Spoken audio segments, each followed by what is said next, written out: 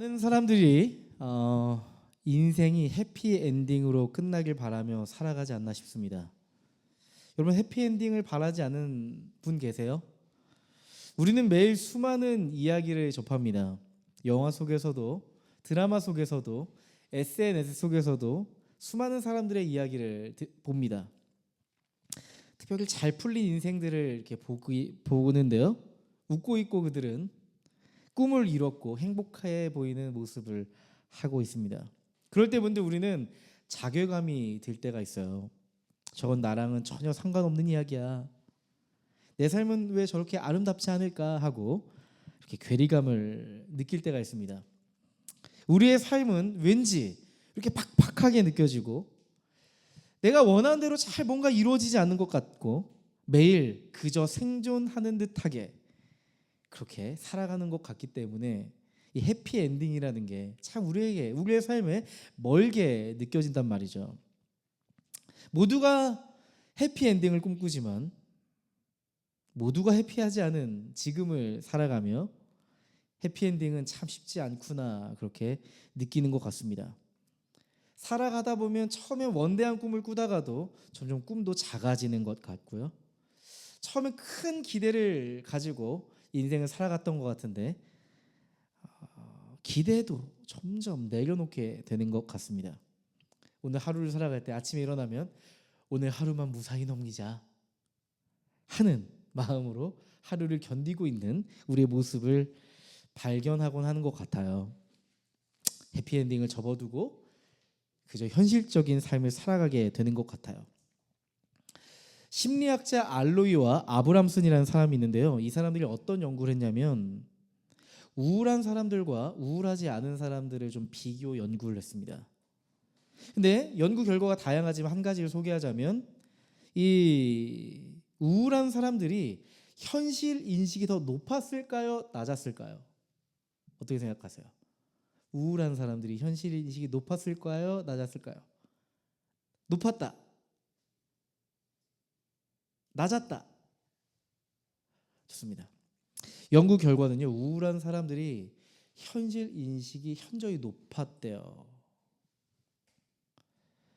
우울한 사람들이 가지고 있는 기본적인 이런 삶을 바라보는 메커니즘이 낙관적이지 않고 현실을 있는 그대로 받아들였다는 겁니다.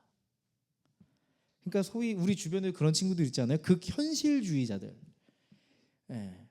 그런 사람들은 우울한 성향을 가진 사람들이 많았다 이렇게 이야기를 하는 거죠. 어차피 긍정적으로 생각해봤자 어차피 낙천적으로 살아봤자 지금의 우울을 이겨낼 수 없어. 그저 현실을 추구하며 그렇게 살아가는 것뿐이야 이런 생각을 하는 거죠.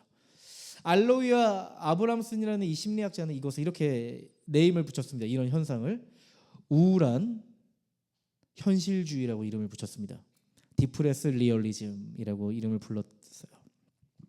이런 생각이 들더라고요. 이 연구를 보니까 해피엔딩은 나와 상관없다고 생각하는 그 사람들의 마음은 어쩌면 나를 지키기 위한 일종의 방어가 아니었을까 생각했어요. 기대하지 않으면 실망하지 않을 수 있고 꿈꾸지 않으면 좌절할 필요가 없으니까. 근데 많은 현대인들이 그렇게 살고 있지 않나 싶어요. 많은 젊은이들이 그런 삶을 살아가고 있지 않은가 싶어요. 그런데요, 그거 아세요, 여러분? 그 현실주의적인 삶을 산다고 하더라도 인간은 희망이 없으면 살 수 없습니다. 여러분, 정신과 의사이자 죽음의 수용소에서라고 하는 글을 쓴 사람 빅터 프랭클이 이렇게 얘기했거든요. 미래를 기대할 수 있어야 인간은 살아갈 수 있다. 미래를 기대할 수 있어야 인간은 살아갈 수 있다. 이런 글을 썼어요. 저는 이 말을 정말 공감했어요. 정말 그런 것 같다 생각했어요. 우리는 그 현실적인 어떤 메커니즘을 가지고 살아가지만 우리 기저에는요 무언가 기대하고 꿈꾸고 싶고 그렇게 살아가고 싶은 마음이 있기 때문이죠.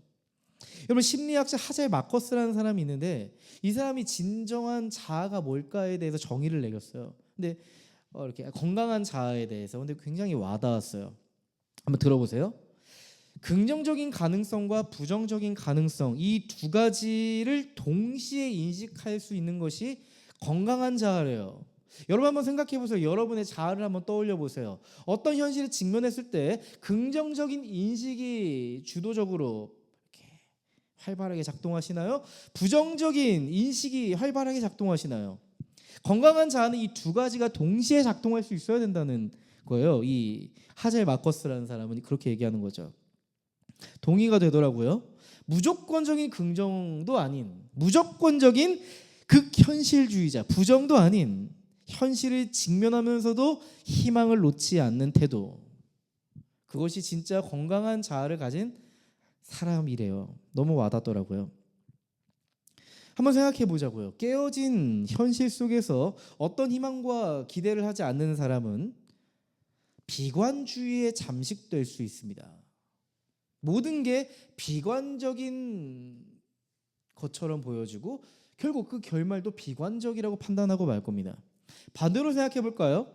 현실을 무시한 채 막연한 꿈과 기대, 희망만 붙들고 사는 사람은요, 꿈과 희망이 좌절될 때 어떨까요? 더 깊은 실망과 인생에 대한 분노가 찾아올 수 있을 겁니다. 근데 우리의 인생을 잘 들여다보면 성공도 있지만 실패가 더 많아요. 왜냐하면 우리의 인생은 과정이 더 많기 때문이 아닐까 싶습니다. 이 두 극단 모두가 결국엔 한계에 직면한다는 사실입니다. 우리는 이 현실과 희망 사이에서 줄다리기를 하며 살아가는 것 같다 생각이 들었어요. 저도 그런 것 같아요. 꿈을 꾸지만 현실적인 눈으로 바라보는 이런 줄다리기 속에서 제 인생을 살아가고 있는 것 같다. 그런 성찰을 해보게 됐던 것 같습니다. 오늘은요, 해피엔딩은 나와 상관없다고 느끼는 이들에게 주시는 하나님의 메시지입니다. 여러분, 예수님의 죽음 이후에 기독교는 오히려 폭발적으로 성장했답니다. 그 시작점은 역설적이게도 기독교의 시작점은 역설적이게도 예수의 죽음이라고 하는 슬프고 어두운 장면이었어요. 성경을 이렇게 보면요, 예수님의 죽음과 이 장례 과정을 놀라울 만큼 구체적이고 사실적으로 기록하고 있습니다. 유대 지도자들은 종교 지도자들은 예수가 신성 모독을 했다고 정죄했고 유대인들은 모두가 십자가에 그를 못 박으라고 아우성쳤죠. 하지만 문제가 한 가지 있었어요. 유대 공의회에서 이 사내들인 법정에서는 사형 선고를 할 수 있는 권한이 없었어요. 그래서 사형 선고를 로마 총독의 승인을 받아야만 했죠. 그래서 사내들인 공회는 예수를 죽일 목적으로 로마 총독 빌라도에게 예수를 넘겨버립니다. 유대 종교 지도자들은 예수님의 죄목을 굉장히 길게 늘어놓고 제출했어요. 빌라도는 유대 종교 지도자들이 늘어놓은 이 죄목을 보고서 예수의 죄가 마땅하지 않다고 생각했어요. 그래서 그 재판의 손을 떼고 싶었습니다.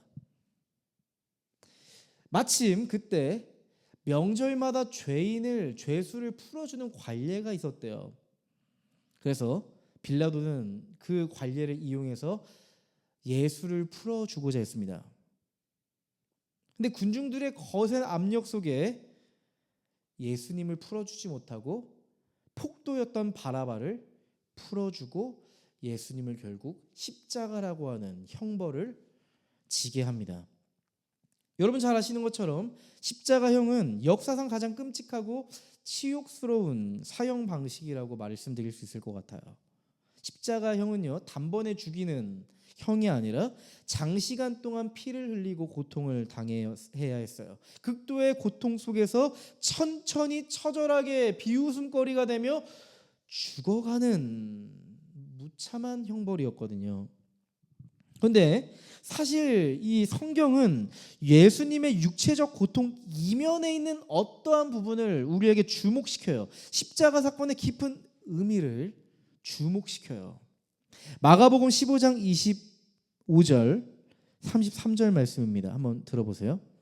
예수를 십자가에 못 박은 때는 아침 9시였다. 낮 12시가 되었을 때에 어둠이 온 땅을 덮어서 오후 3시까지 계속되었다. 여러분, 이 예수님의 십자가의 죽음을 묘사하는 장면을 보면 빛과 어둠이라고 하는 극명한 대비를 통해서 무언가 설명하려고 합니다. 여러분, 예수님이 죽어가시던 정오 12시부터 3시까지 칠흑 같은 어둠 속에 있었대요.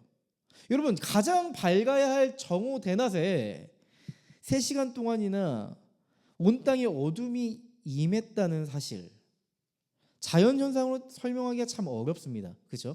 일반적인 자연현상이 아니니까요. 그래서 많은 사람들이, 성경을 믿지 않는 사람들은 이렇게 이야기합니다. 일식현상이었다. 근데 일식현상으로 보기엔 3시간이라는 시간이 너무 길어서 합리적이지 않아요. 어떤 사람들은 사막의 모래 폭풍이 이렇게 어둠을 맞는 것이다 이렇게 주장을 하는데요. 예수님이 죽었던 그 시점은 6월절이었는데 6월절은 유대의 우기였습니다. 그러니까 설득력이 떨어지는 이야기죠. 그러니까 이 어둠을 설명할 때 초자연적이었다고밖에 설명할 길이 없는 거예요. 그런데 여러분, 이 성경에서 이 대낮의 어둠은 한 가지를 상징해요. 하나님의 진노와 심판을 상징합니다. 여러분, 대낮에 어둠이 임했던 성경에 아주 큰 장면이 있어요. 기억하실 겁니다. 어느 장면일까요? 맞아요. 출애굽기에 10가지 재앙 중 9번째 재앙이 흑암 재앙입니다. 여러분, 9번째 재앙 때 이집트에 큰 어둠이 임하죠. 그래서 이집트에 하나님의 심판이 내릴 것이라고 하는 아주 강한 메시지가 전달이 돼요. 마찬가지로 지금 예수님께 지금 유대 사회에 임한 이 어둠도 하나님의 심판이 시작되었음을 극명하게 보여주는 거죠. 정말 놀랍게도 그 심판은 십자가에 달리신 예수님께 쏟아졌습니다. 악한 세상에 쏟아져야 됐고, 예수를 못 박으라 아우성쳤던 그 죄인들에게 쏟아져야 될 그 심판이 누구에게 쏟아진 거예요? 예수께 쏟아졌다는 사실이에요. 예수님은 십자가 위에서 이렇게 절규하셨습니다. 고통 속에서 엘리 엘리 라마 사박다니, 나의 하나님 왜 어찌 나를 버리시나이까? 어찌하여 나를 버리십니까? 이렇게 절규하십니다. 우리에게 쏟아져야 할 그 심판이 예수님께 쏟아지는 사실이었어요. 우리가 받아야 할 버림을, 우리가 받아야 할 심판을 예수님께서 대신 짊어지셨습니다. 예수님의 그 십자가는요, 그렇게 어둡고 캄캄하고 치명적이고 슬픈 엔딩으로 끝나는 것만 같았습니다. 여러분 생각해 보시죠. 창조주가 피조물에 의해 죽임을 당하는 엔딩, 창조주가 스스로 자신의 생명을 내어주는 새드 엔딩, 자녀가 부모를 무참하게 죽이는 엔딩, 얼마나 상상하고 싶지 않은 새드 엔딩인가요? 여러분, 지금 이 상황은 모든 소망이 사라지는 듯한 그 순간입니다. 그 누구도 해피엔딩을 기대할 수 없는 상황이었습니다. 예수를 따르는 모든 이들, 예수를 따랐던 모든 제자들이, 흩어졌던 제자들이 그렇게 생각했을 겁니다. 하지만 바로 그 어둠 한가운데서 예수님은 우리가 가진 모든 어둠을 끌어안고 죽으셨습니다. 우리가 맞이해야 할 죽음이라는 새드 엔딩까지 끌어안고 예수님은 죽으셨습니다. 우리가 결국 져야 할 인생의 새드 엔딩까지 모두 짊어지고 예수님은 죽으셨습니다. 그분은 피하시지 않으셨습니다. 오히려 그 어둠을 정면으로 받아들이셨습니다. 마주하셨습니다. 그 어둠 안으로 들어가셨습니다. 여러분 2000년 전 예수님께서 지신 이 십자가는 단지 비극적이고 끔찍한 형벌로 끝나지 않았습니다. 그 십자가는 우리의 죄와 절망, 고통과 죽음이라고 하는 인생의 비극적인 결말을 온몸으로 받아낸 자리였습니다. 질문 드리고 싶어요. 요즘 여러분의 인생의 이야기는 어떠신가요? 혹시 지금 여러분의 인생이 어둠 속을 지나는 것 같다 이런 생각을 하시는 분 계실까요? 빛이 보이지 않는 캄캄한 터널 속을 지나고 있다라고 생각하는 분 계실까요? 여러분 우리는 문제가 드리워질 때 아마 내 인생의 어두운 결말을 예상할 거예요. 내가 그렇게 생각하지 않으려고 몸부림쳐도 이상하게 자꾸 비관적이고 부정적인 생각과 결말이 내 삶을 어둡게 할 때가 있어요. 불안에 시달리는 거죠. 과거에 제가 그랬던 것 같다 생각을 했어요. 저는 제 삶이 너무나도 어둡고 캄캄했다고 생각했거든요.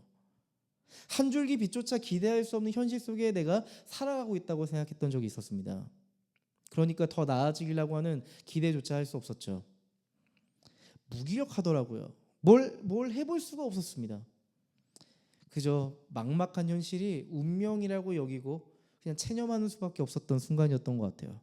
내 인생의 이야기는 그냥 이렇게 흘러가다가 종지부를 찍겠다는 자포자기하는 심정이었던 것 같아요. 예수님 만나기 전 저의 주된 정서였습니다. 이건 회복될 수 없어. 해피엔딩은 나와 상관이 없는 결말이야. 이런 생각을 했던 것 같은데요. 혹시 여러분도 이런 생각이 문득문득 드실 때가 있으신가요? 그럴 수 있습니다. 우리의 삶은 실제로 너무나도 빈번하게 어두울 때가 많으니까요. 여러분, 성경은 우리 인생의 어두운 이야기에 외면하지 않는 사실을 우린 주목해야 됩니다. 성경은 우리의 어두운 인생의 이야기에 외면하지 않을 뿐만 아니라 어두운 인생 가운데 한 줄기 빛을 비추는 소망의 이야기를 전달하려고 합니다.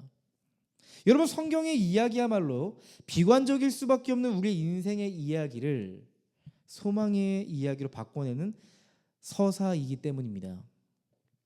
여러분, 우리의 인생을 언뜻 보면 새드 엔딩 같아요. 어차피 죽을 그때 소중한 사람들을 다 떠나보내야 되고 내가 이루었던 것을 다 떠나보내야 되는 비극적인 결말처럼 생각이 들 때도 있습니다. 하지만 하나님은 우리 인생에 해피엔딩을 준비하십니다. 십자가의 죽음은 새드 엔딩이 아니라 해피엔딩을 위한 준비였기 때문이죠. 성경은 예수님의 십자가의 죽음뿐만 아니라 예수님의 죽음 이후에 장례의 과정에도 좀 집중을 해요. 마가복음 15장 44절부터 47절까지 한번 제가 읽어드릴게요. 빌라도는 예수가 벌써 죽었을까 하고 의아하게 생각하여 백부장을 불러서 예수가 죽은 지 오래되었는지를 물어보았다. 빌라도는 백부장에게 알아보고 나서 시신을 요셉에게 내어주었다. 요셉은 삼배를 사가지고 와서 예수의 시신을 내려다가 그 삼배로 싸서 바위를 깎아서 만든 무덤에 그를 모시고 무덤 어귀에 돌을 굴려 막아놓았다. 막달라 마리아와 요셉의 어머니 마리아는 어디에 예수의 시신이 안장되는지를 지켜보고 있었다. 여러분, 예수의 장례에 등장하는 실명을 가진 이 인물들은요, 모두 예수님의 죽음을 증명할 수 있는, 예수님의 죽음을 확인한 증인들입니다. 아리마대 요셉은 예수님의 시체를 직접 받아서 싸서 무덤에 안치시켰습니다. 로마 백부장은 총독 빌라도에게 예수님의 죽음을 공식적으로 보고한 사람이었습니다. 이들은 모두 법적으로, 사회적으로 책임이 따르는 실명을 가진 증인으로 성경은 의도적으로 기록했어요.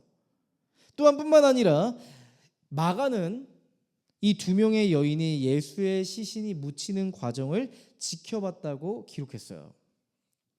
여러분, 이 모든 증언은 한 가지를 말하고 싶은 겁니다. 한 가지 사실을 향해 모여요. 예수님께서는 분명히 죽으셨다는 사실입니다.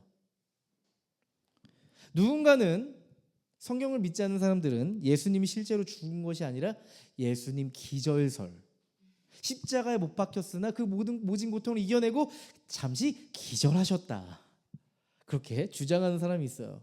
부활을 믿을 수 없으니까요. 하지만 실명의 목격자들이 예수님의 죽음을 증언합니다. 맞아요. 오늘날 과학과 문명이 발달한 시대에도 부활은 매우 믿기 어려운 이야기입니다. 하지만 그거 아세요? 예수님이 계시던 그 당시에도 부활은 상상하기 어려운 개념이었습니다. 유대 사회를 둘러싸고 있었던 헬라 철학, 그리스 세계관에서는 인간의 영혼이 육체에서 해방되는 것이 구원이라고 생각했어요. 그러니까 죽어서 이제 육체와 영혼이 분리돼서 영혼만 남는 거, 그것이 구원이라고 생각했대요. 그러니까 그리스인들에게, 헬라인들에게 부활은 결코 있을 수가 없는 일이에요. 결국 궁극에 육체와 영혼이 분리돼서 영혼이 남는 것을 꿈꿨기 때문에 부활은 생각조차 못했던 거죠. 유대인들도 마찬가지였습니다. 유대인들은 부활을 믿긴 믿었는데 세상의 마지막 날에 모든 사람이 부활할 걸로 생각했지 한 개인만 독보적으로 부활할 거라고는 생각 자체를 못했대요. 근데 여러분, 더 놀라운 것은 예수님을 3년 동안 따라다녔던 제자들조차도 예수님의 부활을 믿지 않았다는 사실입니다. 이런 복음서를 보면 마태, 마가, 누가에서 동일하게 말씀하고 있는 내용이 있어요. 예수님께서 제자들에게 3번이나 나의 죽음과 부활에 대해서 말씀하십니다. 내가 십자가에 달려 죽을 것이고 3일 후에 살아나리라, 부활하리라, 이것을 예고하시거든요. 제자들은요, 십자가의 죽음을 바라보며 흩어졌다가도 예수님의 말씀을 기억하며 맞아, 예수님이 3일 후에 부활하신다고 했으니까 이건 새드엔딩이 아닐 거야, 해피엔딩일 거야 라고 생각하며 예수님의 부활을 준비해야만 했어요. 여러분 잘 아시는 것처럼 제 아들은 예수님이 십자가의 죽음을 보고 듣고 부활은 생각조차 하지 못하고 흩어져 버렸습니다. 그 중에 누군가가 예수님이 3번이나 부활하신다고 말씀해 주셨는데 한번 가서 확인이라도 해볼까? 이런 생각조차 하지 못했대요. 그 누구도 예수의 부활을 기다리지 않았다는 사실입니다. 그러나 바로 그런 제자들에게 부활하신 예수님은 그들을 찾아가셨습니다. 여러분, 부활하신 예수님은 제자들에게 어떠한 모습으로 찾아가셨을까요? 누가복음 24장 36절부터 39절까지의 말씀입니다. 여러분, 예수님이 십자가에 죽으시고 시간이 흐르고 있어요. 제자들의 마음은 어땠을까요? 그들의 주된 정서에는 무엇이 있었을까요? 혼돈? 불안? 공황 상태 아니었을까요? 놀랍게도 예수님은 이렇게 말씀하고 계세요. 그들이 이런 이야기를 하고 있을 때에 예수께서 몸소 그들에게 들어서서 말씀하셨다. 너희에게 평화가 있어라. 평화가 없는 그들의 삶과 내면 상태를 하시고 너희에게 평안이 있어라. 이렇게 말씀하시는 거예요. 37절 말씀 보세요. 그들은 놀라고 무서움에 사로잡혀서 유령을 보고 있는 줄로 생각하였다. 일단 나의 내면을 들킨 거예요. 두려워하고 있고 평안이 없었던 나의 내면을 들켜버렸어요. 내 눈앞에 나타나신 예수님을 상상할 수가 없었던 거예요. 38절 말씀입니다. 예수님께서는 그들에게 말씀하셨다. 어찌하여 너희는 당황하느냐? 어찌하여 마음에 의심을 품느냐? 예수님의 부활을 보고도, 부활하신 예수님을 눈으로 보고도 믿을 수가 없었어요.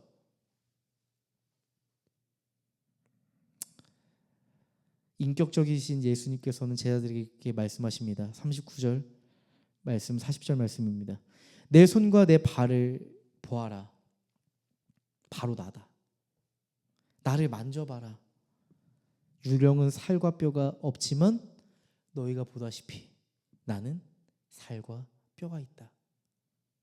이렇게 말씀하시고 그는 손과 발을 그들에게 보이셨다. 주님은 제자들에게 자기 자신을 증명하셨어요. 믿음 없었던 제자들의 수준에 맞추어 자기 자신을 드러내셨습니다. 그들에게 찾아가 너희가 어찌하여 나의 십자가의 죽음을 보고 흩어졌으며 나의 부활을 기다리지 않고 여기에 숨어 있느냐고 책망하시지 않고 그들의 불안했던 내면, 평안이 없었던 그들의 삶을 다 하시고 그들이 부활하신 예수님을 받아들일 수 있도록 찾아가 말을 거시고 예수님의 십자가의 흔적들을 하나하나 보여주시는 거예요. 못자국 난 손과 팔, 옆구리에 났던 창에 찔린 자국을 보여주셨어요. 제자들은 예수님을 직접 보고 만지고 듣습니다. 복음서를 살펴보면 예수님이 실제로 부활하신 후에 나타나신 장면이 7번이나 등장해요. 부활하신 예수님께서 누군가를 만나주시는 장면이 7번이나 등장해요. 그리고 여러분 사도행전 1장 3절을 보면 이렇게 써있죠. 예수께서 고난을 받으신 뒤에 자기가 살아계심을 여러 가지로 증거로 드러내셨습니다. 그는 40일 동안 그들에게 여러 차례 나타내시고 하나님 나라에 관한 일들을 말씀하셨습니다. 사도행전을 보면 예수님은 40일 동안 부활하시고 하늘로 승천하시기 전 40일 동안 많은 사람들에게 지속적으로 자기 자신을 보여주셨다라고 말씀합니다. 사도 바울도 고린도전서 15장 6절에서 예수님의 부활에 대해서 말을 하는데요. 이렇게 써 있어요. 그 후에 그리스도께서는 한 번에 500명이 넘는 형제 자매들에게 나타나셨는데 그 가운데 더러는 세상을 떠났지만 지금 우리 가운데 세상을 떠났지만 대다수는 지금도 살아 있습니다. 여러분 성경은 예수의 부활에 대해서 끊임없이 변증하고 있어요. 예수를 모르고 그리스도 밖에 있는 기독교 밖에 있는 이들에게 예수의 십자가의 죽음과 부활을 변증하기 위해서 끊임없이 그 당시에 설명했다는 것에 대해서 우리는 알 수가 있어요. 바울은 이렇게 설명하죠. 500명의 증인들이 있습니다. 예수님의 부활을 목격했고 예수님의 손에 난 못자국과 옆구리에 난 창자국을 본 증인들이 있으니 그들에게 직접 찾아가 확인해 보라고 말하고 있어요. 확신에 차 있었습니다. 뿐만 아니죠. 예수님의 부활은 빈 무덤 또한 기록 이 사실만으로 증명이 부족하다면 또 하나의 증거는 제자들의 변화예요. 여러분 한번 생각해 보시죠. 예수님께서 십자가에서 처절하게 죽었습니다. 예수 공동체는 거기서 끝난 거예요. 다 흩어졌기 때문에 교주가 죽은 거예요. 사라져버린 거예요. 만약에 예수님께서 부활하시지 못했다면 기독교라는 종교는 소멸해 버렸을 겁니다. 진짜 증거는 예수를 따랐던 이들의 본질적인 변화예요. 제자들의 변화죠. 만약 예수님이 십자가에서 죽고 부활하지 못했다면, 예수님의 부활이 허구였고 거짓이었다면 제자들은 다시 기독교 신앙을 가지는 데 실패했을 겁니다. 아니 생각조차 못했을 거예요. 그들이 기독교 신앙을 회복한다는 것은 불가능한 일이죠. 예수님의 죽음 앞에 흩어졌던 그들이 부활하신 예수님을 만나고 나서 제자들은 본질적인 변화를 일으키기 시작했습니다. 이들은 이전까지는 죽음을 두려워했어요. 하지만 예수님의 부활을 경험한 이후에 이들은 죽음을 두려워하지 않습니다. 그렇게 죽음을 두려워하지 않고 복음을 전하는 사람들로 완전히 바뀝니다. 우리가 이전까지 사도행전 말씀을 봐서 여러분 잘 아실 겁니다. 예수를 따르는 이들이 기꺼이 희생하기 시작하고 기꺼이 고난을 감당하게 됩니다. 예수를 따르는 제자들의 삶 자체가 부활의 증거가 됩니다. 부활하신 예수님께 생명이 있음을 눈으로 보고 듣고 경험했기 때문에 제자들은 복음에 목숨을 걸 수 있었던 거죠. 이게 내가 믿는 게 가짜라면 누가 목숨을 걸겠습니까? 여러분, 예수님의 부활의 역사성을 알 수 있는 대목이에요. 성경은 예수님의 부활을 그저 믿으라 설명하지 않고 예수님이 부활했다는 그 사실에 목격자를 내세우고 증명할 수 있는 것을 최대한 적극적으로 설명합니다. 복음을 전달하고자 하는 성경의 목적이 끊임없이 드러나죠.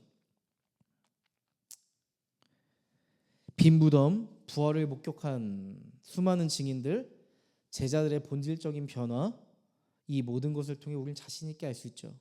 예수님의 부활은 실제였다. 예수님의 그 부활이 수많은 시간이 지나 지금 우리에게 전해져서 우리에게 그 부활이 심겨지고 있다. 여러분, 오늘 이 순간 우리가 이 자리에 앉아서 그분의 이야기, 예수님의 죽음과 부활에 대해서 믿을 수 있다는 것만으로도 이미 너무나도 놀라운 일이 아닌가 싶어요. 여러분, 이런 절망의 서사 속에 사는 사람과 부활의 소망의 서사를 품은 사람은 아마 그들의 이 두 가지의 경향을 가진 사람의 삶은 결코 같을 수 없을 겁니다. 차이가 있을 겁니다. 절망의 서사를 써가는 사람과 부활 소망 속에서 인생의 서사를 써가는 삶은 다를 거예요. 삶을 대하는 태도부터가 현저하게 다를 겁니다. 절망을 현실의 끝으로 받아들인 사람은 고통 앞에서 단절하고 손절하는 선택을 하고 말 겁니다. 나를 힘들게 하고 내게 상처 주는 거, 내게 상처 줬던 사람들, 실패한 기억들, 이 모든 것을 끊임없이 내 삶에서 끊어내려고 할 겁니다. 때로는 그 끝에 이렇게 생각하고 말 거예요. 극단적인 생각에 빠지는 거죠. 이제 끝이야. 다 소용없어. 망했어. 막 이렇게 생각해 버리는 거죠. 혹시 이런 생각에 사로잡혀 본 적 있으신가요? 이런 절망의 서사에 갇히면 여러분 우리는 미래를 꿈꿀 수가 없어요. 다시 시작해 보려고 하는 열망조차 사라져 버리고요. 삶의 의미를 잃은 채 무기력하게 우리는 빠져들게 됩니다. 하지만 부활 소망을 가진 사람들은 다를 거예요. 부활 소망을 가진 사람들도 절망이 찾아오는 건 마찬가지죠. 우리라고 절망이 찾아오진 않잖아요. 소망을 가졌어도 똑같이 좌절과 절망이 찾아옵니다. 고난과 실패가 끊임없이 우리의 삶을 두루진칠 겁니다. 하지만 절망의 서사, 절망적인 현실을 해석하는 삶의 방식이 다를 겁니다. 여러분, 제가 복음을 받아들이고 나서 제 삶에 가장 많이 달라졌던 건 제 삶에 대한 해석이었습니다. 저는 어렸을 때부터 풀리지 않는 의문이 있었어요. 왜 내 인생은 이렇게 꼬여 있는 걸까? 이런 생각을 지울 수가 없었던 거예요. 누군가는 모든 인생이 쭉쭉쭉 탄탄대로 같은데 저는 시작하려는데 모든 게 막 실타래가 꼬여 있어서 이 모든 걸 시작하려면 이 모든 꼬여 있는 걸 풀어야지 시작할 수 있는 것 같았거든요. 그게 제 인생에 대한 제 삶의 인식이었어요. 유독 내 인생만 복잡하게 왜 꼬여 있는 걸까? 난 이걸 도저히 풀 수 있는 힘이 없다. 이런 생각을 했어요. 그 누구도 유나 너 인생은 꼬여 있어. 너 인생은 절대 풀 수 없어. 이렇게 이야기해 준 사람은 없거든요. 지금 돌아보면 저는 끊임없이 저에게 그렇게 이야기해 주었던 거예요. 너는 너의 인생을 풀 수 없다고. 너의 인생은 꼬여서 이제는 돌이킬 수 없다고 저는 저에게 끊임없이 쇠뇌시키고 있었던 겁니다. 그런 제가 20살 때 복음을 받아들인 거예요. 복음을 믿게 된 거예요. 나를 위해 죽으시고 나를 위해 다시 사신 그리스도, 복음을 곱씹을 때 제 삶을 해석하는 마음의 눈이 달라지기 시작했습니다. 목사님이 너 바뀌어야 돼. 네 눈을 바꿔. 네 마음의 눈을 바꿔. 이렇게 해서 바뀐 게 아니고요. 예수님이 날 위해 죽으신 그 십자가와 부활을 볼 때 제가 저의 자신을 다르게 보게 되더라고요. 이전까지는 이렇게 생각했어요. 왜 하나님 내 삶을 이렇게 불행하게 내버려 두십니까? 라고 질문했다면 복음을 곱씹고 나서 부활의 소망이 제 삶에 드리워지고 나선 이렇게 바뀌었습니다. 하나님은 내 삶의 불행을 반드시 바꿔가실 거야. 어떻게 바꿔가실까? 이렇게 생각이 바뀌게 되었어요. 나도 나를 사랑할 수 없는 존재였는데 주님이 나를 사랑하신다면 나도 나를 사랑해야지. 주님이 나를 사랑하신다면 난 자신감 있게 살아갈 수 있을 거야. 그런 마음을 갖게 되었던 것 같아요. 내 복잡하게 꼬여있는 인생, 이제 반전을 이룰 수 없어. 단정 지었었는데요. 제가 생각났던 청년 때의 모습은 쿨했어요. 어차피 잃을 게 없어. 하나님께서 가르쳐 주신 대로 심플하게 살자. 이런 생각으로 바뀌었어요. 진짜요. 예수님이 날 사랑하신 것처럼 나도 나에게 허락하신 사람들을 뜨겁게 사랑하고 내 꼬여진 인생을 회복하기 위해 안간힘 쓰지 말고 정직하게 살자. 인생이 있죠? 굉장히 쿨해졌는데 그때부터 인생이 풀리기 시작하더라고요. 제 인생이 그저 꼬여 있어서 안 된다고 생각했는데 지금 돌아보니까요, 제가 제 인생을 완전히 꼬아놓고 보니까 인생이 안 풀리는 거예요. 복음을 받아들이고 제 인생이 완전히 바뀌었던 건 하나님이 단번에 전 뒤집듯이 제 인생을 바꿔놔서가 아니고요, 제 인생을 해석하는 제 마음의 눈을 완전히 뒤집어 놓으셨기 때문에 저는 한결 가볍게 쿨하게 제게 맡겨진 삶, 그 인생을 살아갈 수 있었던 것 같습니다. 여러분, 예수님의 십자가의 죽음이 끝이 아니었듯이 우리의 삶의 절망도 여기가 끝이 아니라는 것을 바라볼 수 있어야 되지 않을까요? 여러분, 2000년 전 절망 속에 흩어졌던 제자들이 부활하신 예수님을 만나고 일어섰고 변했던 것처럼 여러분, 우리도 그리스도 안에서 다시 시작해야 될 이유를 발견해야 되지 않을까요? 지금 내 삶이 다 무너졌고 절망이 내 삶을 둘러쳤다고 할지라도 나를 위해 다시 사신 예수 그리스도를 보며 다시 우리는 일어설 수 있을 겁니다. 저는 바로 이게 그리스도인의 회복 탄력성이라고 봐요. 회복 탄력성. 여러분, 그리스도인의 회복 탄력성은 내가 가진 잠재력, 가능성, 특별한 힘, 여기서 나오는 게 아니에요. 내가 낙천적이고 긍정적인 성향을, 기질을 가진 사람이라서 회복 탄력성을 가지는 게 아닙니다. 여러분, 그리스도인의 회복 탄력성은 단언할게요. 예수 그리스도의 그 부활이 실제였다는 믿음에서 나온다는 사실입니다. 그리스도인의 회복 탄력성은 2000년 전에 부활하신 예수님께서 지금도 여전히 내 삶을 부활하게 하실 것이라고 하는 믿음으로부터 출발한다는 사실입니다. 여러분, 이 믿음은 오늘날을 살아가는 우리의 삶의 해석을 바꾸죠. 해석의 틀을 바꾸죠.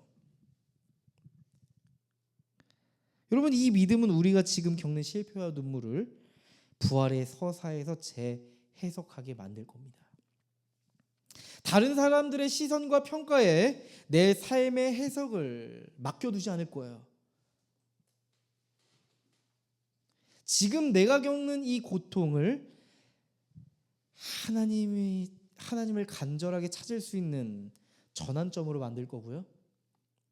지금 우리가 겪는 절망을 바라볼 때 이렇게 해석할 거예요. 그리스도께서 다시 내 삶을 회복시키는 내 인생의 한 피스다. 이렇게 여기게 될 거예요. 여러분, 퍼즐 맞춰봤어요? 퍼즐 조각. 여러분, 우리의 인생에 절망이 찾아왔죠. 인생의 그림이 그려지지 않을 거예요. 내 인생의 그림이 뭔지 하나님 모르겠어요. 근데 여러분, 그 인생의 난제가 하나의 피스가 될 거예요. 그걸 찾게 될 거란 말이죠.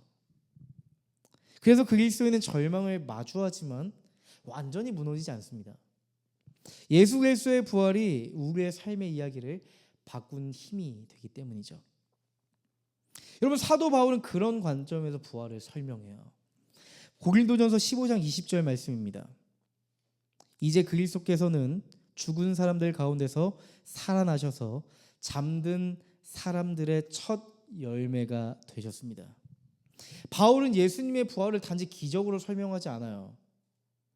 바울은 그리스도의 부활을 새로운 생명의 시작, 그리고 새 창조의 출발점으로 설명하려고 해요. 그게 핵심적으로 담겨져 있는 한 단어가 있죠. 뭘까요? 첫 열매입니다. 첫 열매.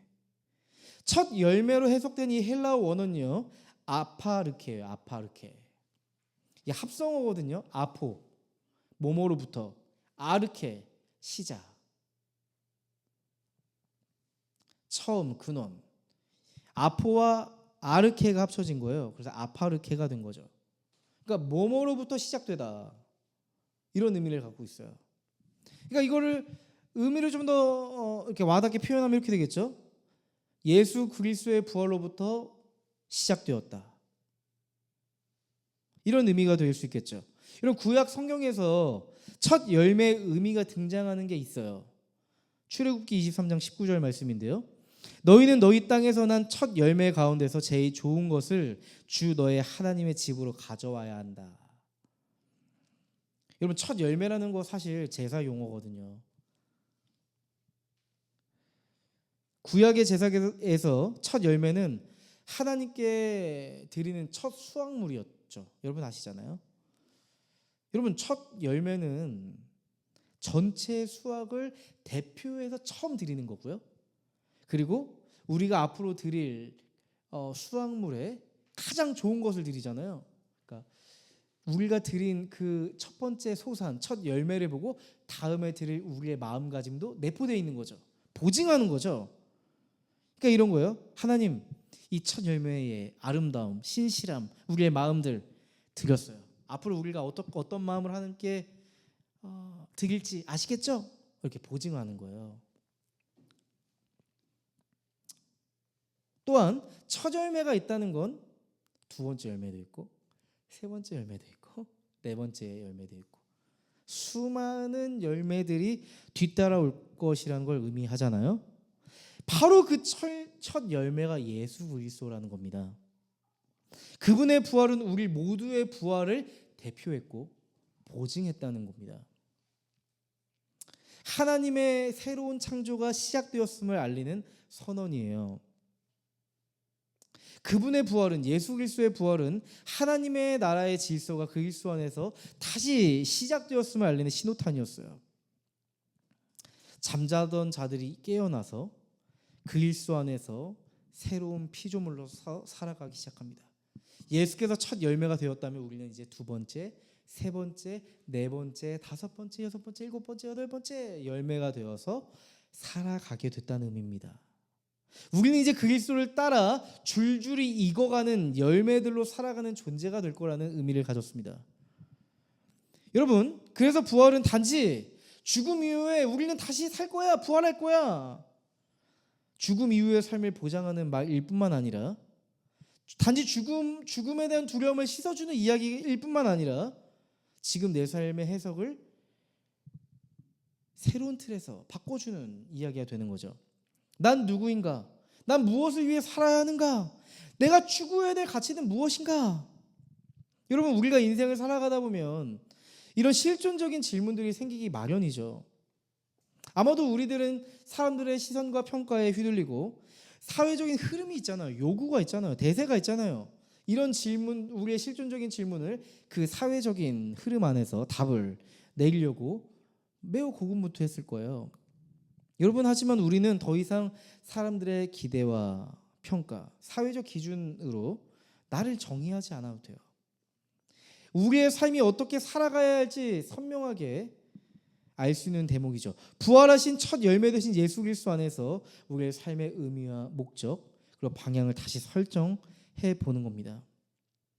여러분, 우리가 하나님 나라의 열매가 되어서 점점 무르익고 성숙해지고, 또한 다른 이들이 우리의 열매를 먹고 다시 일어서게 될 거예요.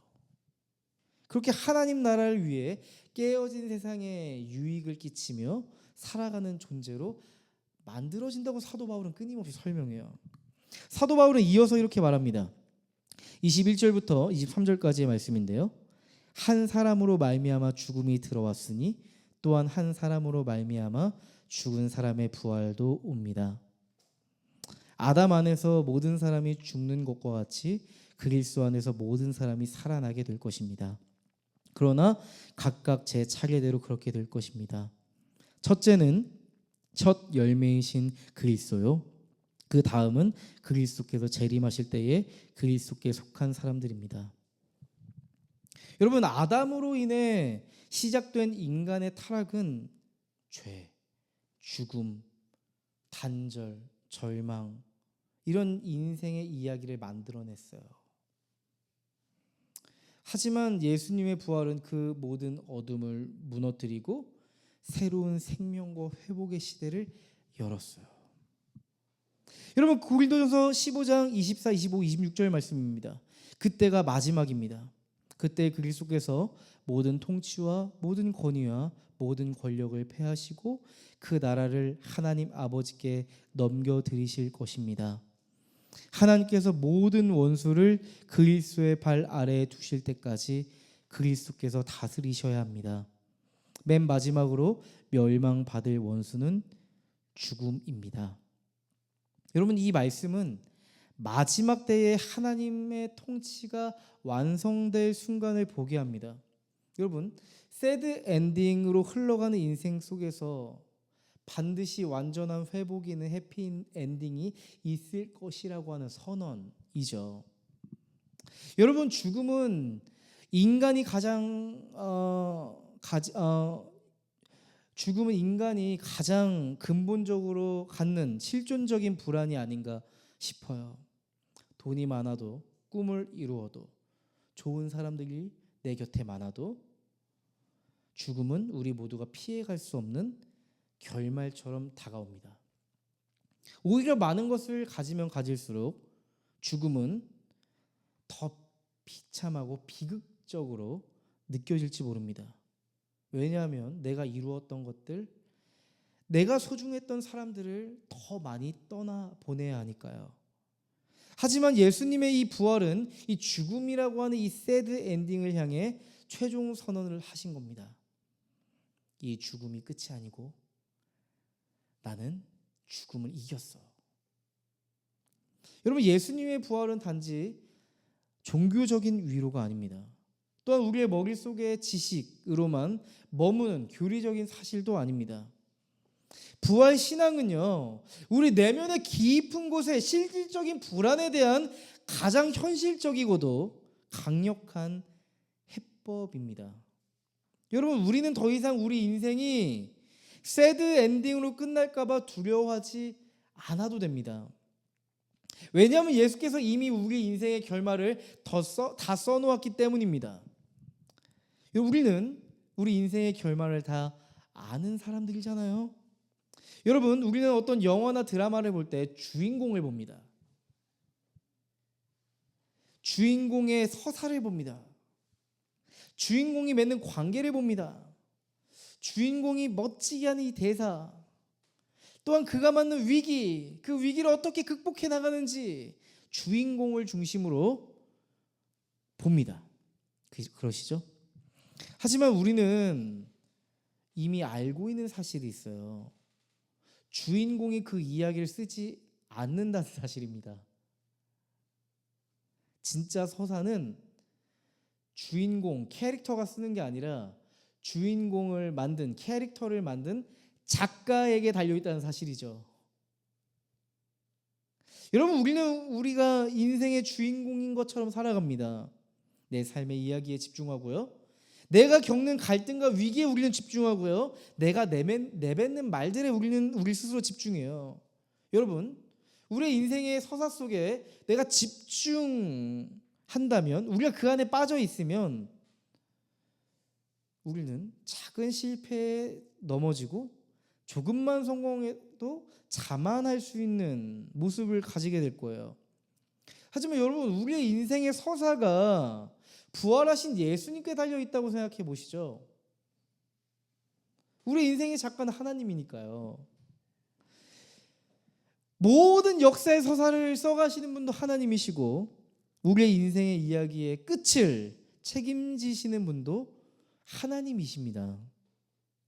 여러분, 요한계시록은 모든 서사가 어떻게 엔딩 될지 묘사하고 있는데요. 제가 그걸 읽어드릴게요. 요한계시록 21장 3절 4절 말씀입니다.